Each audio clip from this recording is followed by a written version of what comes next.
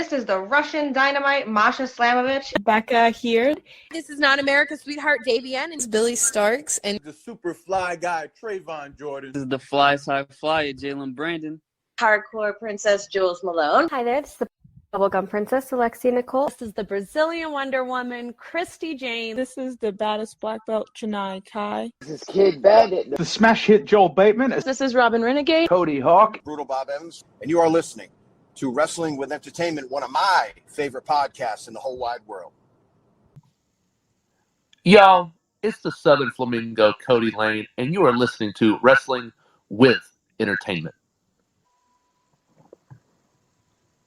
Hello, and welcome to the show at Wrestling with Entertainment, the only audio experience on the web today, the trusted choice for interviewing all your favorite wrestlers every Tuesday and Wednesday on YouTube and Castbox, sponsored by Rogue Energy and Player One Coffee.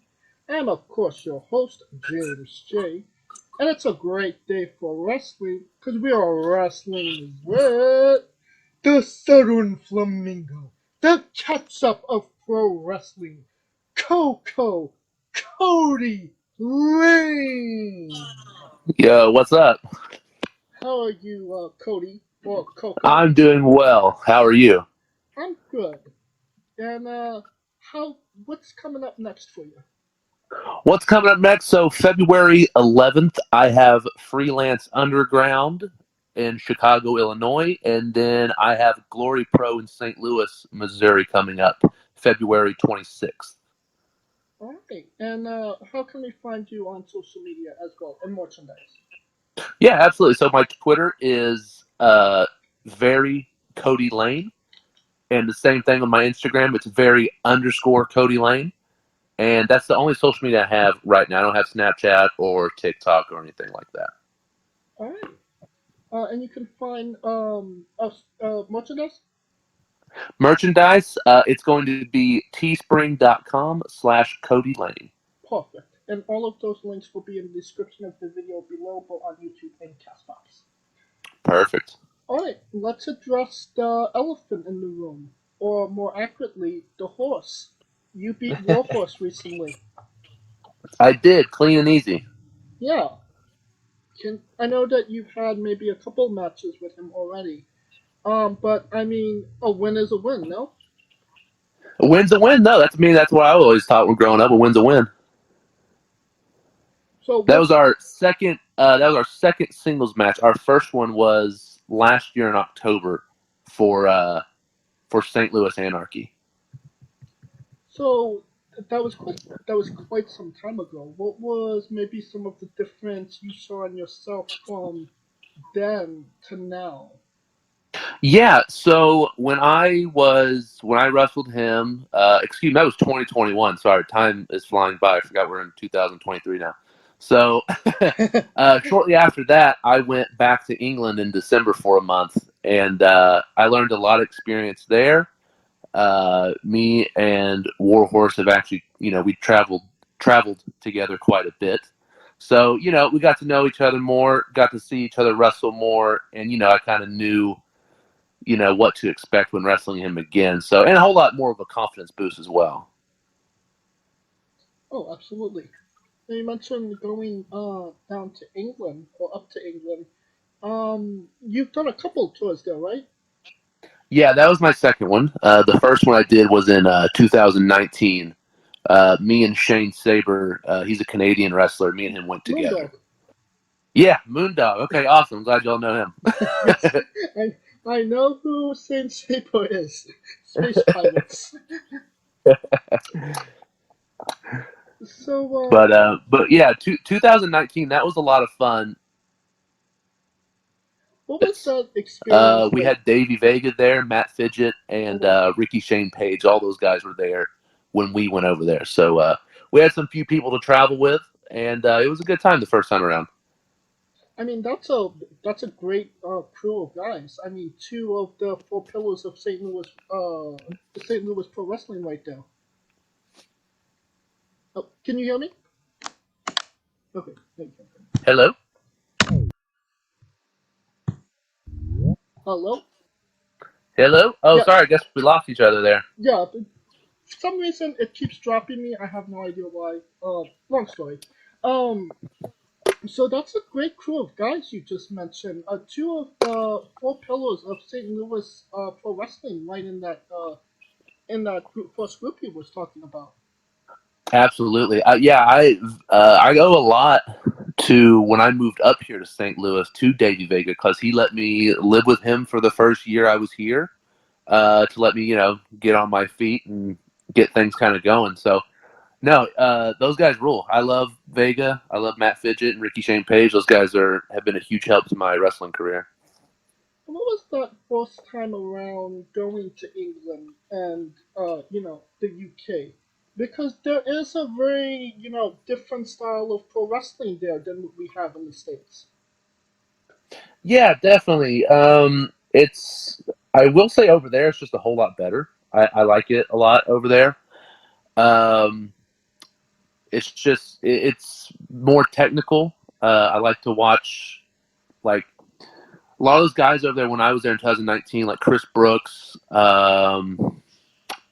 Chuck Mambo, like those guys started like blow up really big around that time, and I really enjoyed watching those guys because they just wrestled differently and they connected with the crowd differently, and it was really good. I learned a lot, like trying to learn how to connect with the crowd more when I got back to the States after that first time around.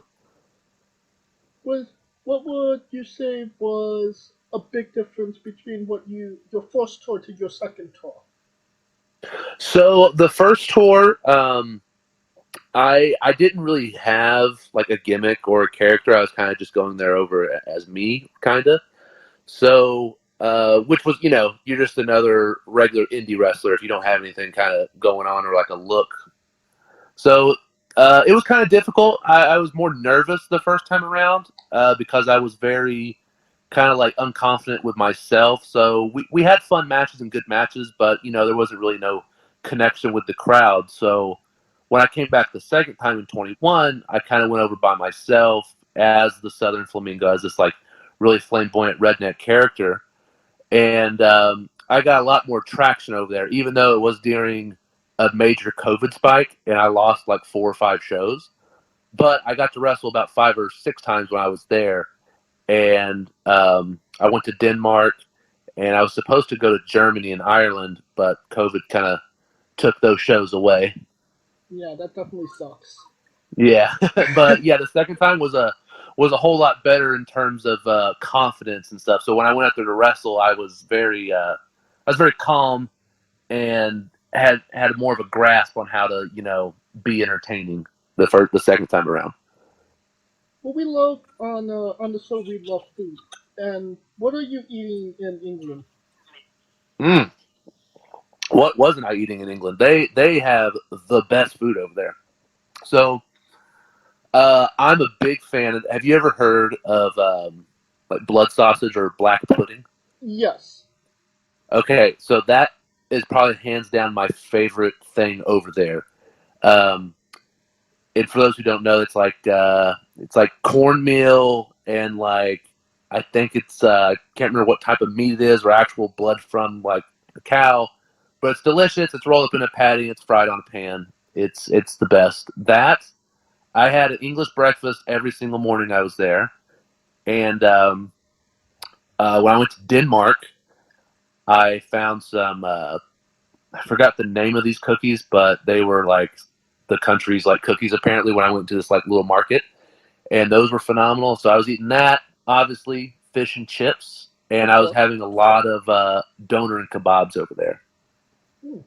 And obviously ketchup on everything. Obviously ketchup, and Ireland's a big fan of ketchup over there. Yeah. So, all right.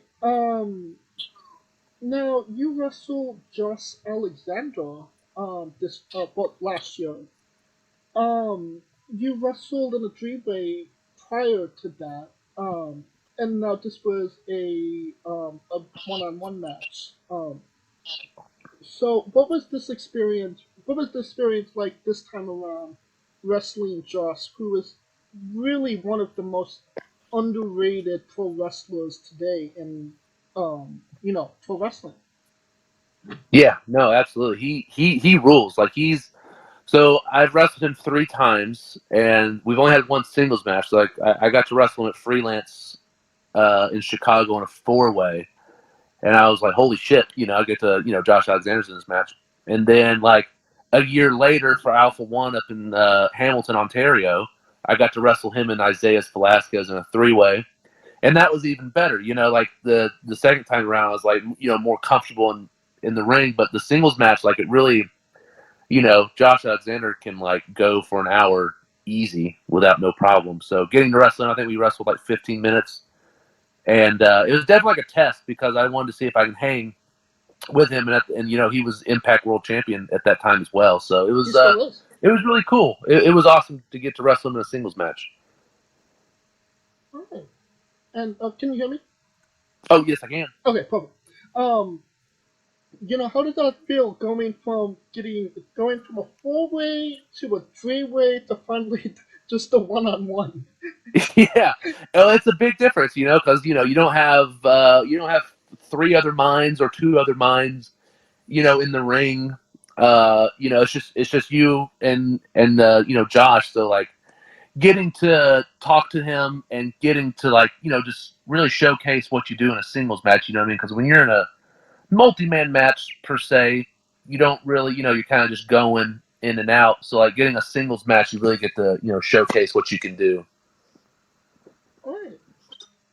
Now, you were tag team champions with ACH as Team Academia. yeah, 2017, I believe. Yeah, ACW. What was that experience like? Obviously ACH is a big name anywhere he goes. Yeah. And what's your relationship with him? Can you tell us? So, I know a lot of people like say this and it sounds cliche, but without ACH, I don't think I'd be in St. Louis wrestling or would have gone to England to wrestle or anything. Because he, I'll keep it short, I guess. I'll do a short story of how me and him met. So when I moved... Give us the long format. We want to hear the full story. All right, perfect. All right, well, so when I moved to Austin, Texas, to start training for professional wrestling when I turned 18. I moved there from Oklahoma. So, I moved there, and it was about 6 months into training. ACH came to Austin. He used to train at my school. That's where he got his start out as well. So he was living in St. Louis at that time and then got a full contract to Ring of Honor. So he decided to move back to Texas after that and just travel out of there. So he started coming around more to the school, and me and him started to get to know each other. And I guess, he just taken a liking to me. And we started hanging out more, and then he kept telling me to go to ACW, which used to be a huge show in Austin, Texas, and it was around for a very long time. So I decided just to say, screw it and go, and he helped me get on. And then he helped me, and I started going on the road with him and started training with him more, and eventually we started wrestling together because he wanted to do a tag team in ACW. So the first time we ever wrestled as a tag team was for ACW against Zach Taylor and DG Taylor. And after that, we just strictly were a tag team in ACW, and it was like, I really learned a lot on how to do tag team wrestling and really learned how to just wrestle in general and like work and stuff like that because of him. So I owe a lot to him. He rules. What's a pet peeve about ACH you just don't understand? A pet peeve? Yes. On how he can eat so much and stay obnoxiously ripped. Because when we would hang out, he would eat a pint of ice cream and 20 wings, and the next day, still an 8-pack, still jacked, looking phenomenal. So that's my pet peeve with him. I don't know how he did it. Phenomenal genetics and just working out 3 hours a day. But that was my only thing that bugged me about him. Yeah, I can understand why that would be. I would not like that either. No.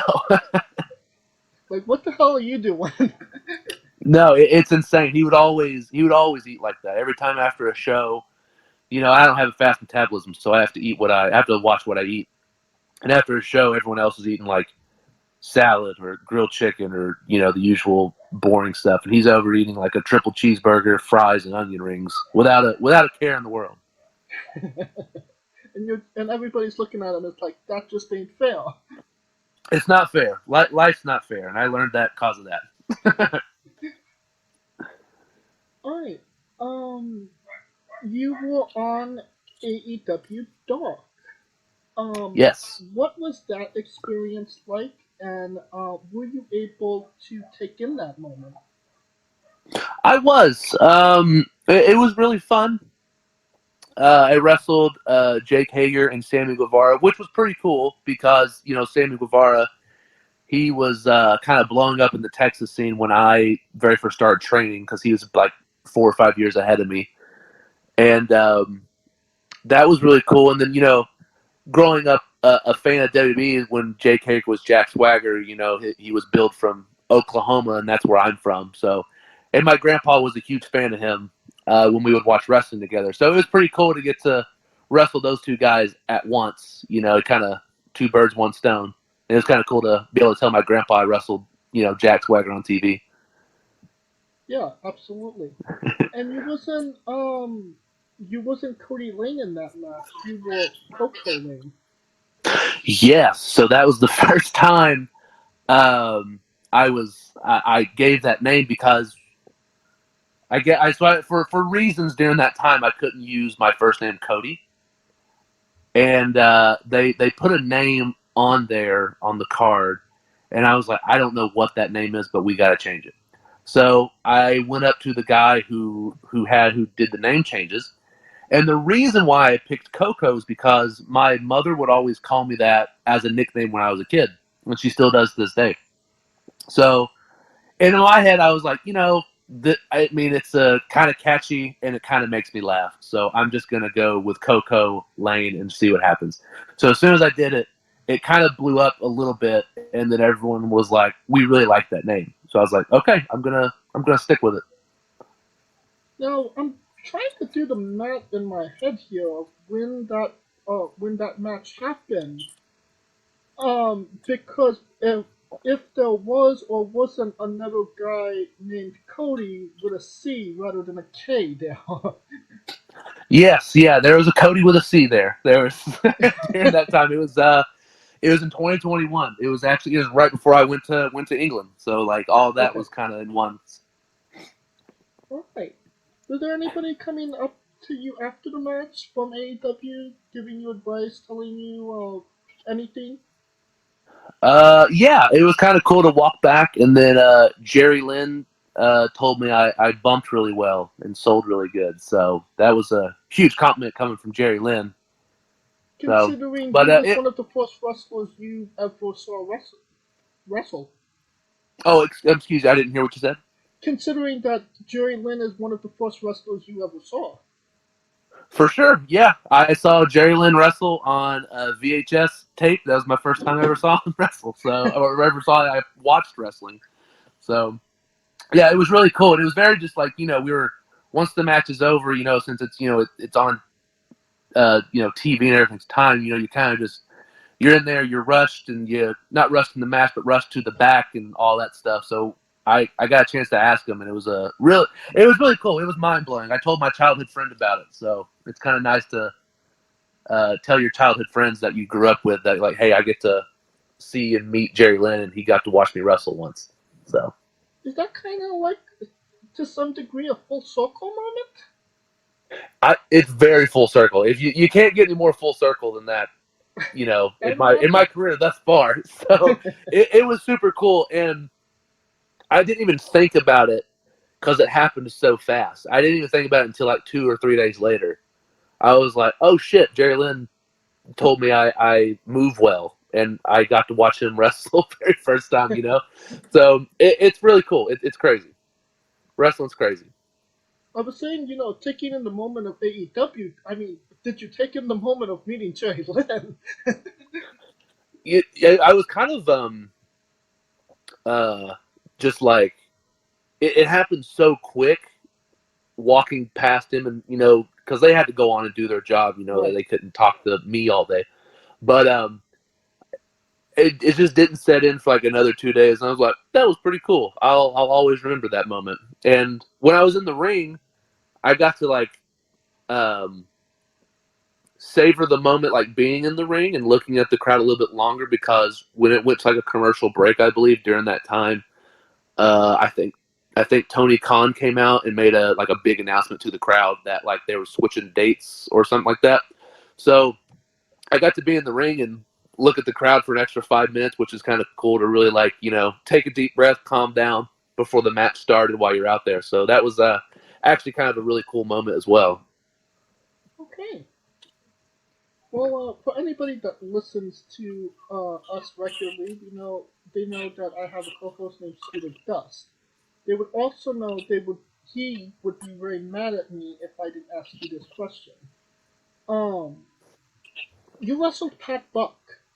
Can you tell us about that match and that experience and your relationship with Pat? Yeah, so the day I wrestled him was the first time I ever met him. It was in Hamilton, Ontario for Alpha One Wrestling.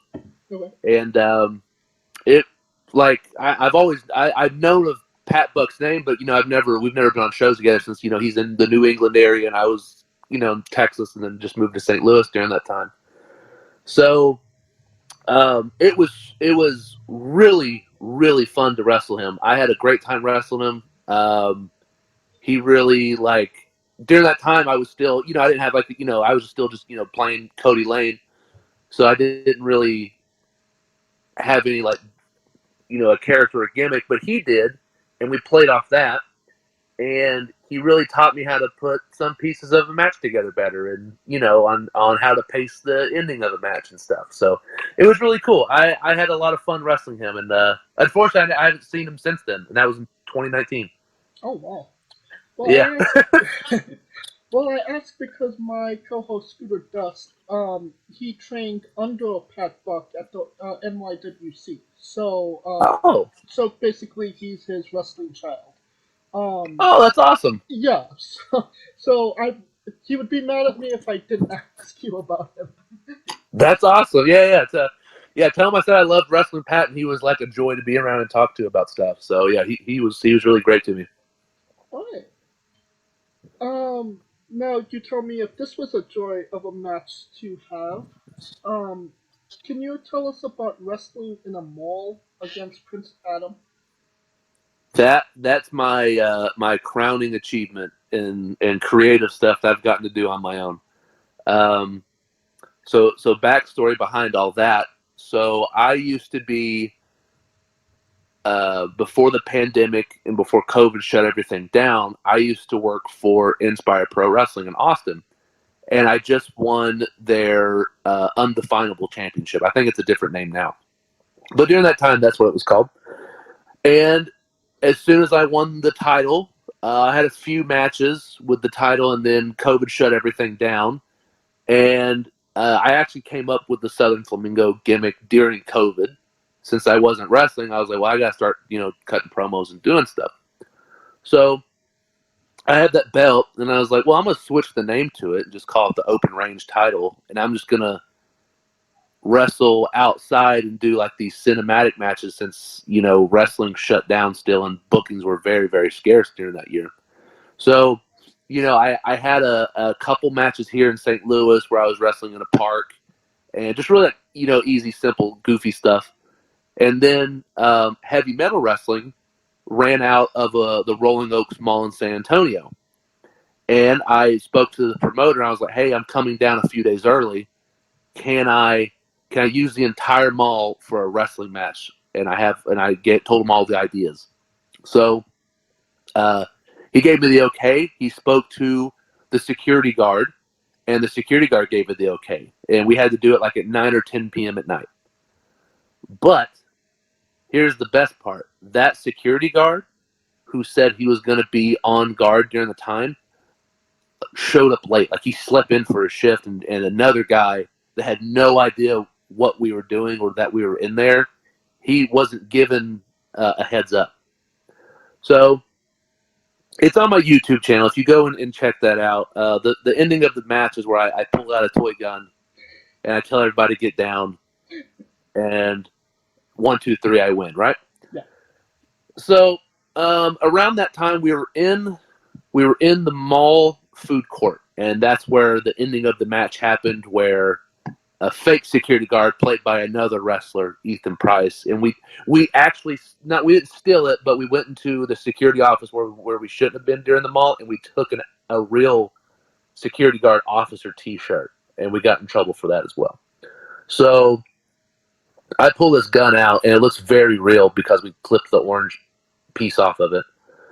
So around that time, I'm screaming, telling everyone to get down in the food court, and then the security guard that has no idea what's going on walked around the corner, saw a crazy dude in jean short shorts and a white T-shirt with a gun.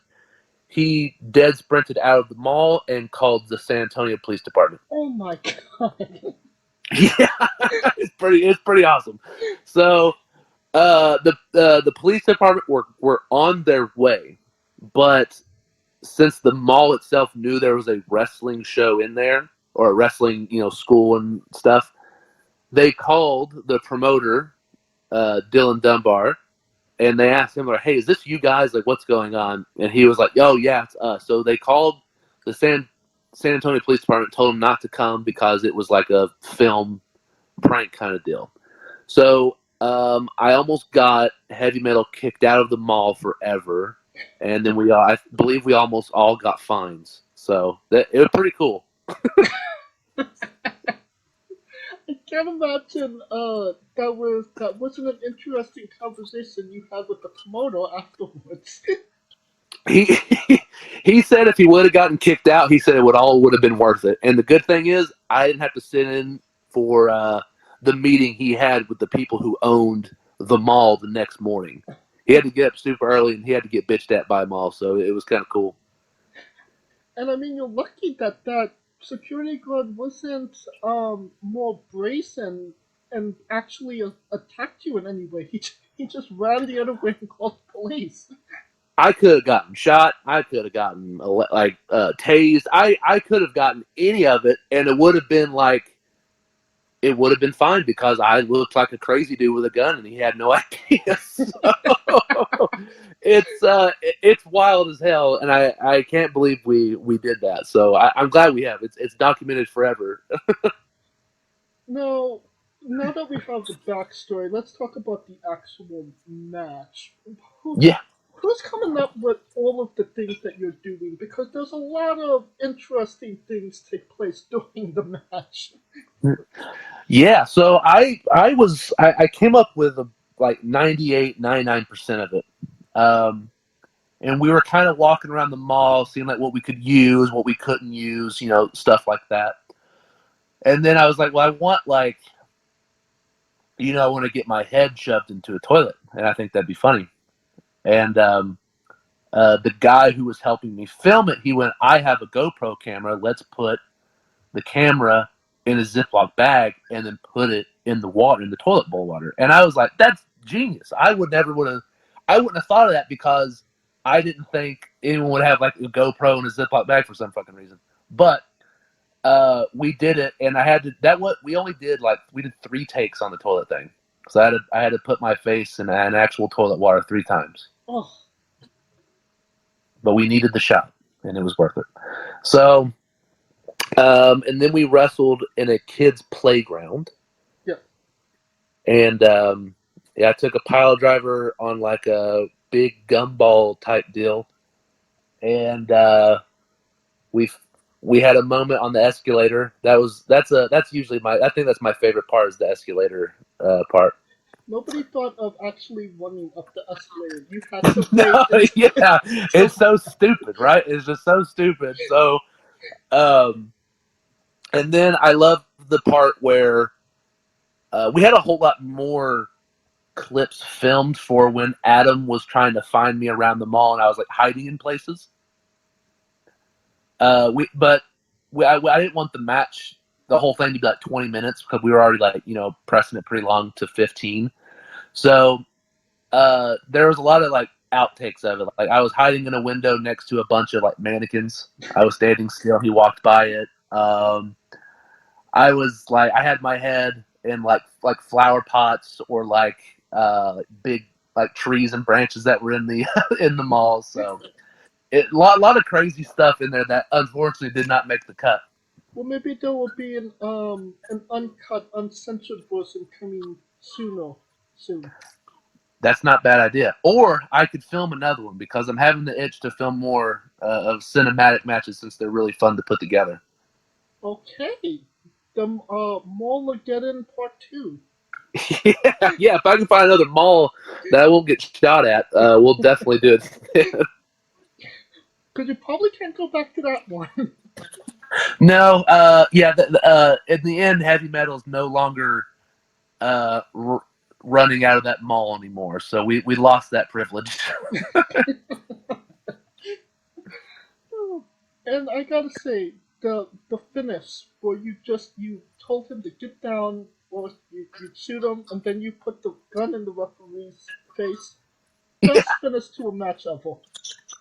Yeah. I love the fast count he did because I didn't tell him to do it. He just counted really fast, and it was I almost laughed, but yeah, I love that whole ending. I thought I was gonna get in trouble like online for it, but I'm just like this is too funny not to put out there. Like I think people would find joy in it, you know. Well, I definitely found joy in it. One of the best finishes.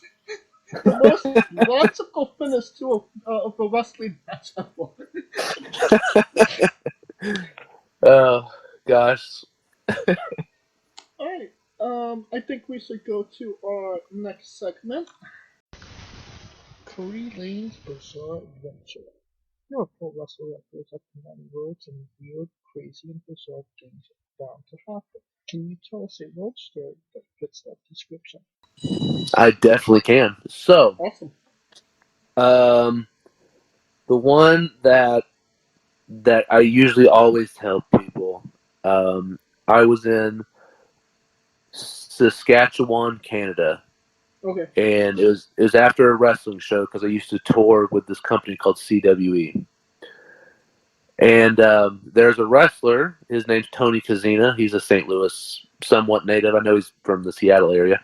Tony But Kazina, not Tony Candelo, right?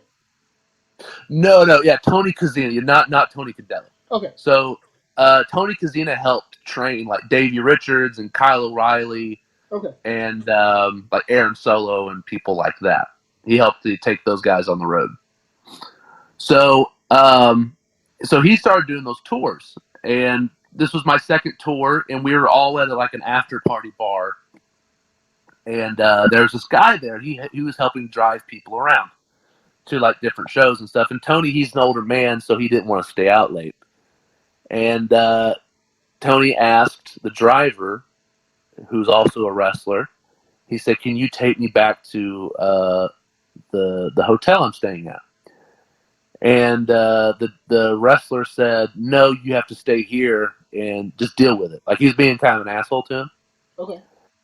So, a few hours go by, the bar closes 3 a.m., and then we're all like, "Oh, let's go in the back parking lot." And we were all just hanging out there. So we don't see Tony Kazina at all for like an hour and a half. And then we see this red van that's going like 70 miles an hour around a corner. And that's Tony Kazina. He stole the wrestler who's being a dick to him. He stole his car. Okay. It gets crazier. So he just dead stops like in the middle of the parking lot. He gets out. He starts opening and slamming the driver door as hard as he can until it breaks off the lock. Oh, God. And then he starts like TNA or like spin kicking the car door in, like the sliding door of the van. He starts kicking it in, and the whole car door just starts to taco in. Like it looks like it got T-boned. So he goes up to him. He chunks the keys into a field that was right next to the bar. And they start screaming at each other. And then Tony Kazina says, "Well, I'm down to party now. Let's party." He takes his pants off. He's in his underwear now, and he's just shoving everybody until he gets taken away in a yellow Mustang 4 in the morning. It's a great story, and it's probably the most wildest thing I've ever witnessed in wrestling. Like personally, it's the craziest thing that happened 6 years ago. I was gonna say, well, the minute you mentioned Canada, I knew it was gonna be a good story. Yeah, it's great. So my best stories or craziest stories have come from Canada. Yes. Yeah. A lot of interesting things happen up there. yeah. I've had too much interesting things happen up there. Yes. All right. Can you tell us about being featured in the Hamilton Spectator paper? I sure can. I actually have that framed, and it's in my room as we speak because I got to during that match or that show that I got on the cover of the Hamilton Spectator was I wrestled Rich Swann in a singles match, and it was for Alpha One's. They call it the Purge. So every match is no disqualification. So, and me and Rich Swann, the first time we ever wrestled, we went through a table, we went through thumbtacks, and we hit each other with chairs. It was great. And the picture is Rich Swann doing a big frog splash off the top rope to me, and I thought that was so cool that I showed my wife that. And then for my birthday that year, my wife got that framed for me, and I have it up hanging on my wall. What does that kind of mean to you?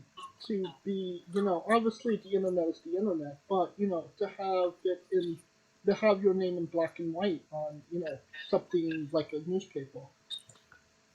Yeah, it's super cool. I know like newspapers are, they're dying out, or not a lot of people read the newspaper, but it's still like so cool just to be like, people thought of you and they're like, well, we're gonna put this picture of these two guys as our cover. Like it's super. It was a super neat moment. And like I didn't even know, like a friend showed it to me, and I was like, it was super cool, especially with like Rich Swann as well. He's like amazing. So it was all around like just an awesome deal. All right. Can you tell us about the Great Depression? Yeah, it was terrible. It was probably the worst. That's probably a low point in wrestling for me, to be honest. I liked wrestling for Inspired Pro Wrestling, but the guy who came up with that idea has the worst ideas. So I had to wrestle in a pair of brown slacks, a white button-up T-shirt, and a potato sack, because that was the Great Depression, and I had to dress like how everyone on Wall Street lost their jobs during that time. So I had to dress like that, but with a burlap sack. And the first match I ever had with the Great Depression character, I wrestled in Cherry Ramones, and I got super kicked in the nose, and my nose started bleeding. But the thing about that burlap sack that I wore is that it's potato sack, and then another thin layer of cloth underneath that. So that cloth came loose, and my nose is profusely bleeding. So, and the cloth is getting soaked with my own blood, and I'm waterboarding myself with my own blood while I'm wrestling. Oh, God. That is probably that's pretty metal, if you ask me. So I took the burlap sack off after the match. It's covered in blood, and I still had to wrestle as that character like 3 or 4 times. But, I could have said no, but I wanted to be on Inspired Pro because that was a super huge show in Texas, and I wanted to, do my best to where I eventually got to wrestle as myself. So it sucked, but I guess it was worth it because I did get to, wrestle some cool people at Inspire after that as myself. Correct me if I'm wrong here, but wasn't one of the matches with Mike Law? With Mike Law? Yeah, when you were the Great Depression. Ooh, I can't remember. I haven't done that character since 2017. I know I wrestled Cherry Ramones, and I know I wrestled like a handicap match where it was like 1-on-2.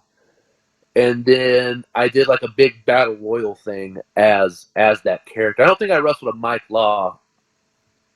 Because I only ask because the name The Great Depression, this is not the first time it's ever come up in one of our interviews. Really? Yes, we've talked about the Great Depression in other interviews, and it was a while back ago, and I just can't put my finger on which exactly interview it was. Yeah, so there's been I think 3 people as the Great Depression. Okay. Yeah, it was me. The first guy, his name was Ricky, and then I don't know the third guy who's playing that now, but definitely, yeah, maybe Ricky, the first guy, maybe he's wrestled him, or the guy who's doing it now. But I hope the story was similar to mine. I hope he said it was terrible as well. All right. You also wore a TV on your head for a match? Oh yeah, so have you heard of the wrestler named Victor Analog? Yes. Okay, so his entrance is he comes out with a TV on his head, and we were doing a 6-man tag match for St. Louis Anarchy, and he laid it in the ring, and I just threw it on, and then I had it on for about maybe 5 or 10 minutes, 5 to 10 seconds, and I couldn't see anything, so I went, I need to take it off before I die. So. All right. You have your own podcast, no? So I tried to start one, and I was terrible at it. So it is now defunct. Okay. I tried to, but it just like I don't know, nothing. It wasn't clicking at the moment, so I decided not to force it and come back to it at a later time. You know, here at Wrestling with Entertainment, we'd like to say that if it's on the internet, we can find it. I could not. Yeah. I could not find it. Yeah, I deleted it all. I think I made like 3 episodes, and I went, this sucks. So I just deleted them. So I still have all the podcast equipment because like I was like gun ho about doing it. I bought like $300 worth of shit. So yeah, I gotta redo it eventually. I know another wrestler. He said he wanted to do one, so maybe we're thinking about starting one, but like it probably won't be wrestling related. So just be on the lookout. All right. Now, can you tell us about smoking a cigar from a girl's foot? Yeah, that was my first ever Southern Flamingo promo, and that foot belongs to my wife. I don't know how I came up with it, but I started thinking of like Ketchup of Pro Wrestling, all that stuff, and I was starting to smoke cigars in my promos. So I was like, I was like, can I just rub your foot? I just need to be doing something in this promo. And I lit the cigar while I was cutting it, and then I just automatically just put it between her toes, and then it just perfectly stuck. So. I was going to ask, like, I mean, how do you come about asking, your wife, hey, I want to put a cigar in between your toes? Oh, she's down. She's a ride or die, and she's also a burlesque dancer. So like she gets the entertainment part. Okay. So yeah, she's all for it. If she thought it was funny, she's like, yeah, I'm down. Why not? Okay. Well, I mean, there's a lot of similarities to burlesque and pro wrestling as well. Definitely, yeah, I highly agree. Could we being there are so many similarities, could we see Kody Lane having a manager at any time in the future? It has been discussed since my wife does enjoy wrestling, and she's also my seamstress, so she makes all my wrestling gear, my jackets, and all that stuff. Oh wow! So we've talked about her getting up in like a really white trashy, making her like a really white trashy outfit and doing like a, just being like local, being my manager and stuff around like possibly St. Louis Anarchy or Glory Pro and stuff like that. All right, and those promos that you've done, there's a lot of them, and all of them are memorable for one reason or another. Can you hear me? Yes, I can. Yep. Could you tell us about Gus's used mattresses? Yeah. So during that time, that was about when I tore all the ligaments in my foot in the match, and I was out. So, and then I was like, well, I need to, you know, I came up with this idea to where I just look for odd jobs before I come back to wrestling and stuff. So I went to Walmart, bought like one of those just landline phones for like $5, and then I just started writing stuff. I don't know why I thought Gus's used mattresses was a funny thing. I think because I said I think I used the term MAGA, like mattresses at Gus's are good or something like that, just so I could jokingly throw that goofy thing in there. So No, I mean the best part was, sir, you bought a mattress for $25. For $25, what did you expect? oh yeah, that was a fun promo. I really enjoyed that one. The one where your birthday wish was for to get more cash was hilarious. Yes, yeah. And what about when you was drinking the soda and you drew it into the car? Whose car was that? That was my car. I had a friend drive it, and I was like, I don't know why. Like it. What I've learned is if I think it's funny, I'm just gonna film it, and then if my friends think it's funny, I'm just gonna post it. I just, I just go with a gut instinct. I was like, well, I'm just gonna hurl a large ass soda at my car if someone runs into me. So, and it still gets talked about to this day. And that was in 2020. Did Eden Price think it was funny that you were robbing him? He's my Ethan Price is my guinea pig when I come up with ideas. He is. If I tell him I gotta rob him for a promo, he'll let me do it. If I gotta push him or slap him, he'll let me do it. So. Well, this wasn't a part of your promos, but could you tell us about impersonating a doctor and calling Gregory Orange's dad? Oh yeah, so this was in San Antonio, and this was on Greg's Iron On podcast. So he always he used to prank call his dad and stuff. So and Greg would always try to like get his ads in on the prank calls or tell his dad about Manscaped. So I impersonated a doctor over the phone and left a voicemail and said, your son Greg has clipped himself shaving because he wasn't using Manscaped, and could you send Manscaped down here for him so he could, not hurt himself anymore? And the best part was his dad unfortunately did not answer it, so his dad called Greg back and left a voicemail and called him like a fucking idiot and stuff. So it was great. And once Greg sent me that, and we just talked about like a week actually together. But yeah, we still laugh about that to this day. That was a really funny moment. All right. Now correct me if I'm wrong, but you shared a hotel with Eddie Kingston and Abyss. I sure did. Greatest moment. One of my greatest moments, actually. I mean, those are two very different and strong personalities.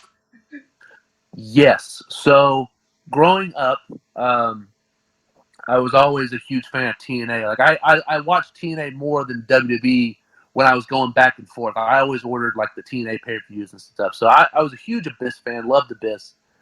It was my first time meeting him. And I had to fly out the next morning at like 6 a.m., but I didn't have a hotel room. So Eddie Kingston and Abyss, they're like, you can just sleep on the floor with us if you want. So getting in there and getting like talk to Kingston and Abyss in a hotel room. You know what I mean? Just to get into like pick their brain and just bullshit with them. Oh yeah. Like no one really gets that lucky to do that. So it was really cool. And I imagine. that was. Oh, I'm sorry. What'd you say? I was saying I could imagine. Yeah, it was phenomenal. Yeah, that was the first time I ever did Alpha One, because I was really trying to get booked up there, and I wasn't even living in St. Louis at that time. I was living in Texas still, so I went up there, and then there's a picture. I haven't posted it yet, but there's a picture of me and Eddie Kingston in one of those hotel beds where I'm big spooning Eddie Kingston. Oh my god. I have to find the picture because I can't find it. But he jokingly told me to get in the bed and cuddle him and to pay my dues. So that was. Oh my god. Well, at least that's an easy dude to pay, I guess. Easy, yeah. Yeah. He's a very nice cuddler, so it was easy peasy. Okay, sweet. We talked about the mall match, and you mentioned, being in a yard match. Can you tell us about the basketball wrestling match against Everett Connors? Oh yeah, so yeah, that was the first one I did on that, and like, man, I didn't know that was gonna go as well as it did, and I know Everett Connors and stuff like that, but like, I didn't really get to I've never hung out with him prior to that much. Okay.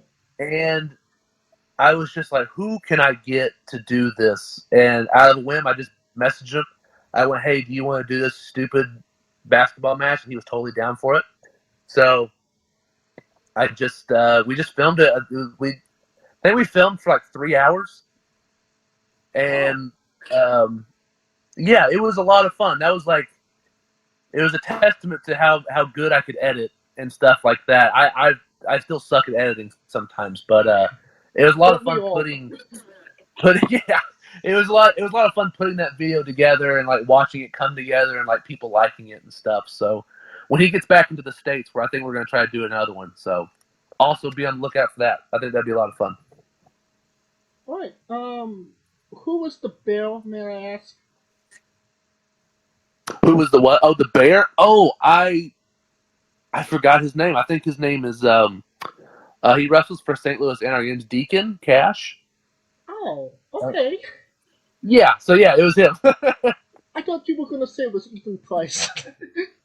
Everyone thought it was Ethan Price, but he was actually the filmer. He was the man behind the camera. Oh, okay. All right. Well, you are the Ketchup of professional wrestling. Ketchup goes with everything. What doesn't ketchup go with? So I would say it doesn't go well with desserts. I mean, savory food for sure, put it on anything. But I wouldn't assume it would go on ice cream. Have I tried it? No, I have not. But I can. If people are curious, I will give it a shot and report back. Will that be the next time on Bitch and Kitchen? That can be the next Bitch and Kitchen. That was another thing I only did once. That was during COVID as well. So that smoothie sucked. That hurt me. Something like that can give you COVID. It either gives you COVID or you are indestructible towards any diseases.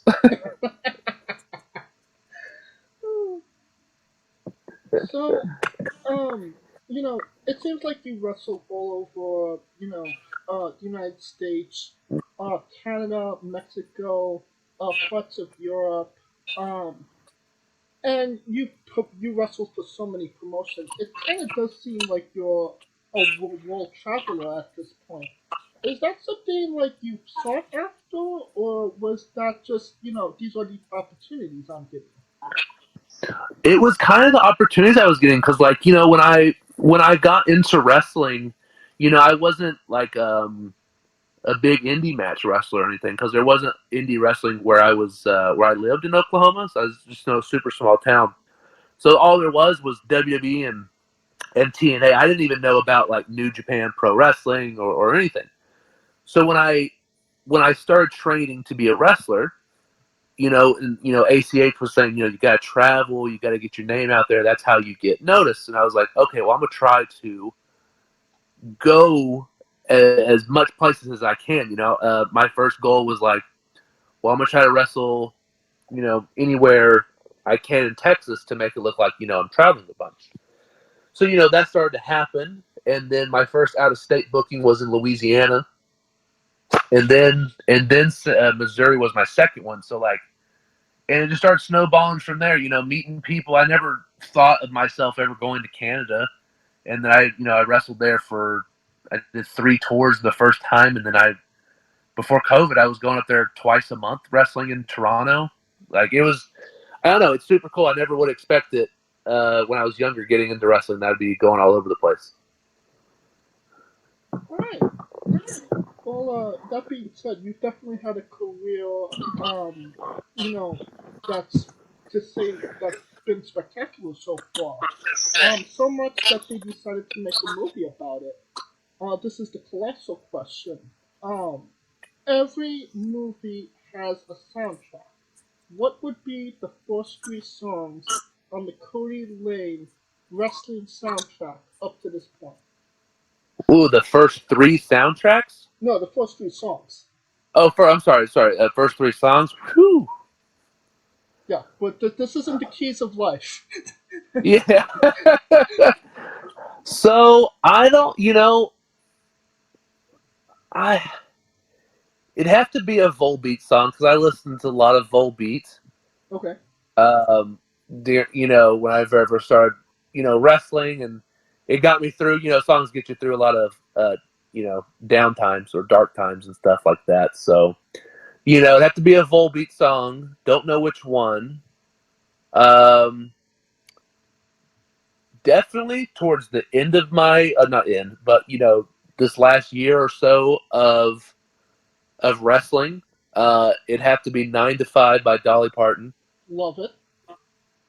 And then for the last one, geez, I would say, damn, it's a tough one. It'd have to be either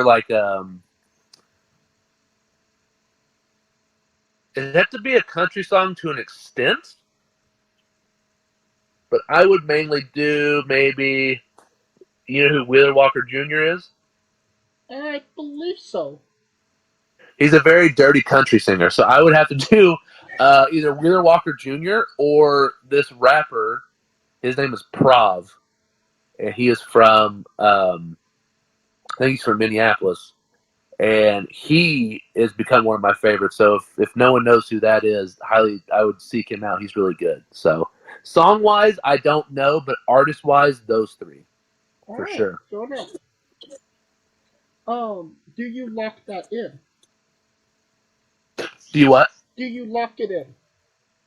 I'm locking it in. Yeah. All right.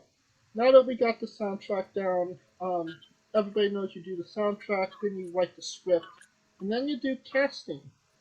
Who plays Kody? And you can't say yourself because you're obligated to make a Stan Lee-esque cameo in said movie. Nice. Okay. I would have to do now. Should I get someone that looks like me or someone that I just like? Hey, it's whoever you want. You could get Keira Knightley to play you. Okay.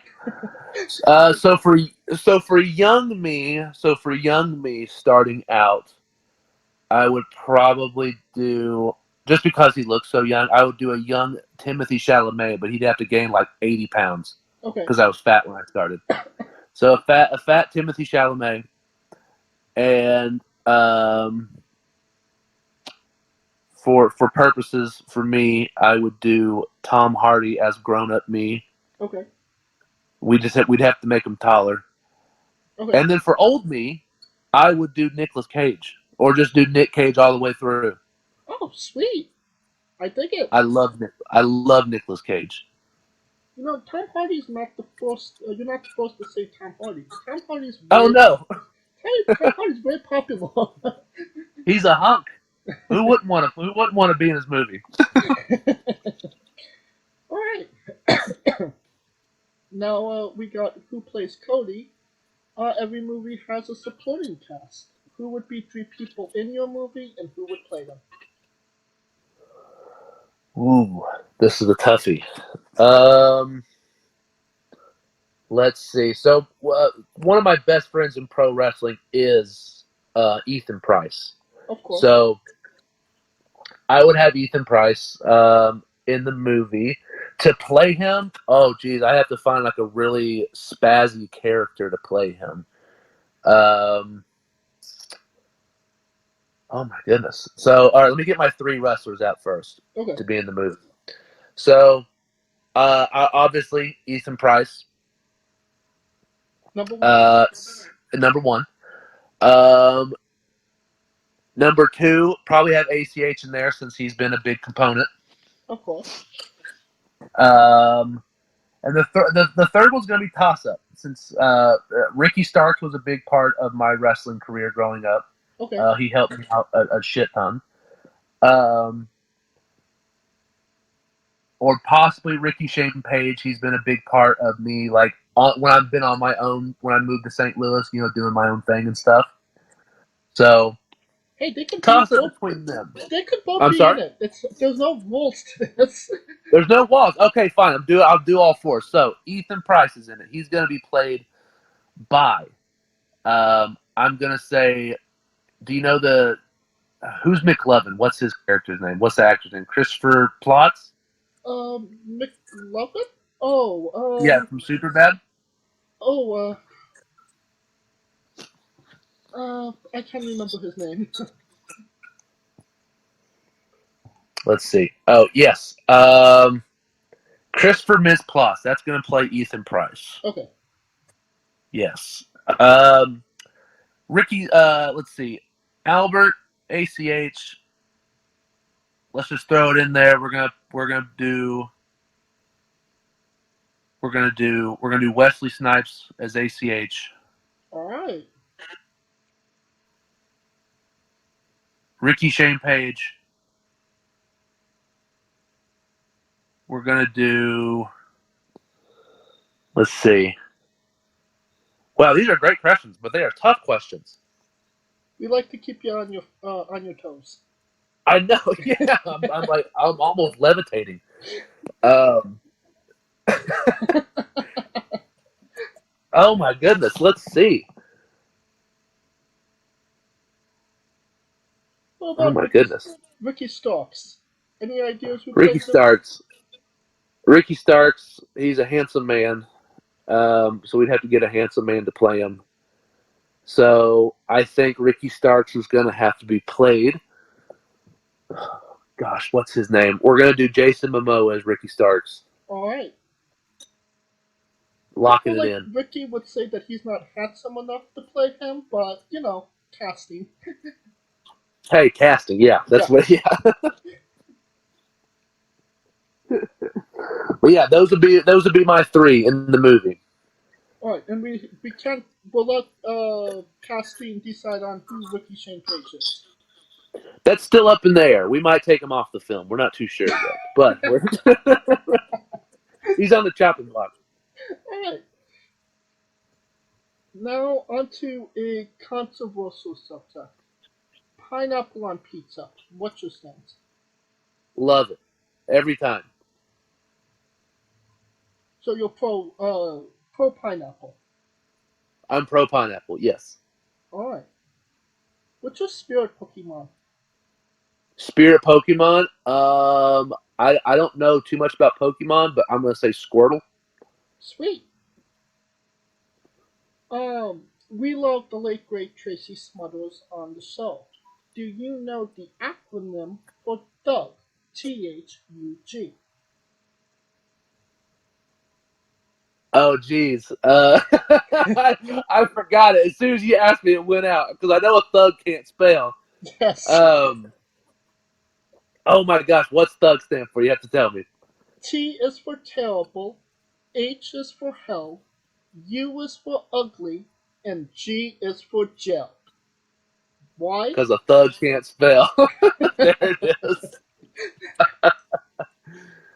Yes. Oh, man. I met Tracy Smothers in passing one time, and he was super nice. So it's quite a shame he passed away.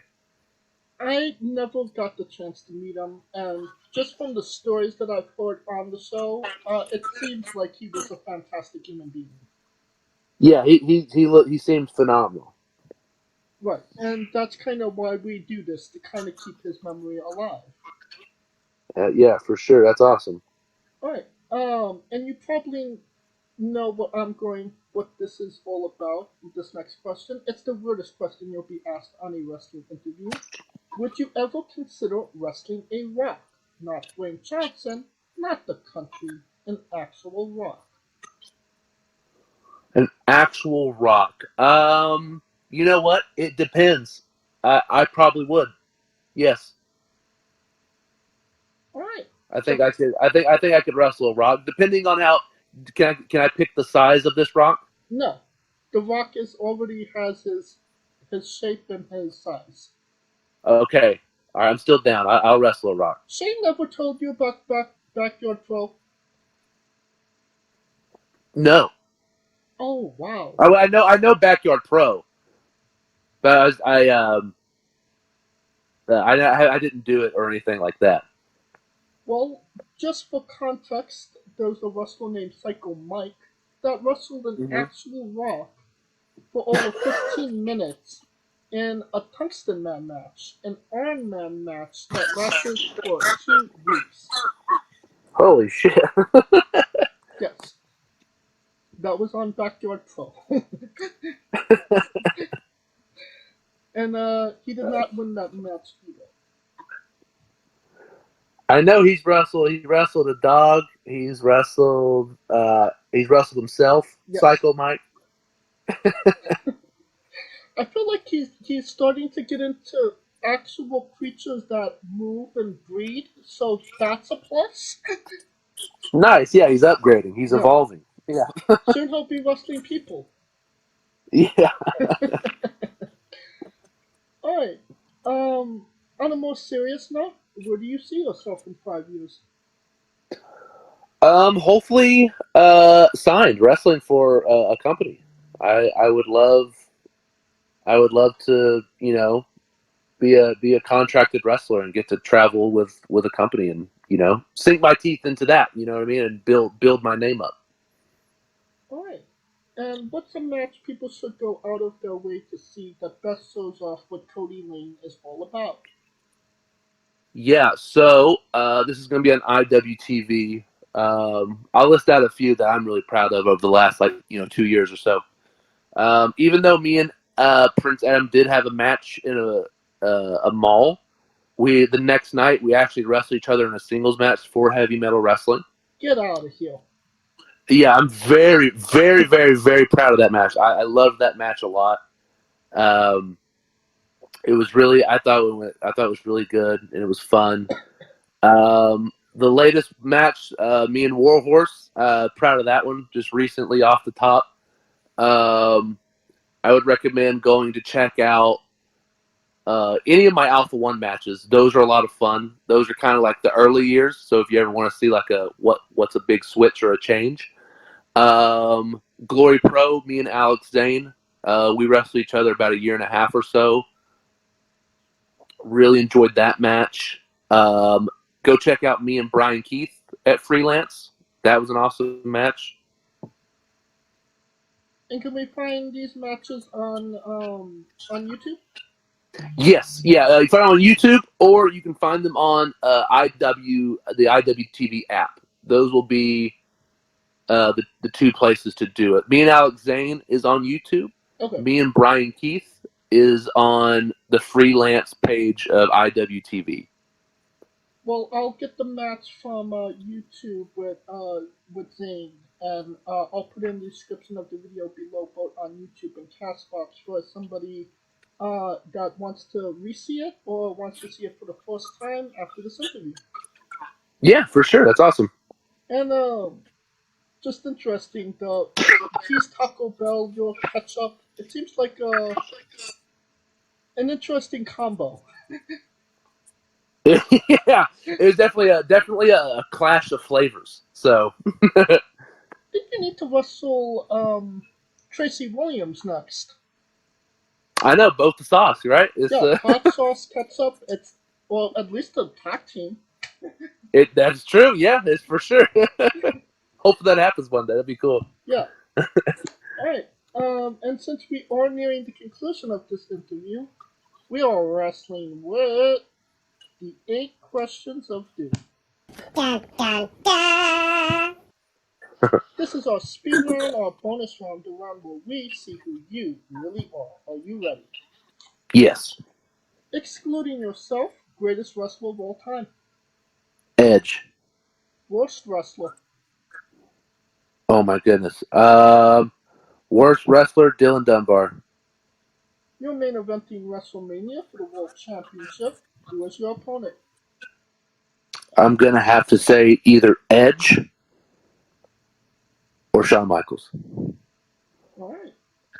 If you could come out to anyone's entrance music, past or present, who would it be? Shawn Michaels. Finish the sentence. Kayfabe is... Not dead. We would have also accepted taste great on toast. Squash. Fruit or vegetable? Squash, food, or vegetable? Fruit or vegetable? Oh, vegetable. It's a fruit. It's a fruit? Yep. Oh my Tomato god. logic. I've been lied to. It's tomato logic right there. That is true, yeah. Tomatoes are fruit. Wow. But you're now a part of Squash Squad, and that means a hell of a lot more. Yeah. New Japan wrestler Taichi, his ring gear gets smaller every year, revealing more of himself to the world. My question, what is the appropriate trunks to butt cheek ratio for ring gear? Trunks to butt. If you want some ass hanging out, go for it, But for me personally, the trunks to butt, 2 inches. 2 inches. Alright. Yeah. And the last question, the main event, the thing everybody wants to know. Have you ever had a conversation with a stranger in a supermarket about Darby Allin? Oh. I don't think so, no. And that is the correct answer. Okay, cool, yeah. I don't think I have. Okay.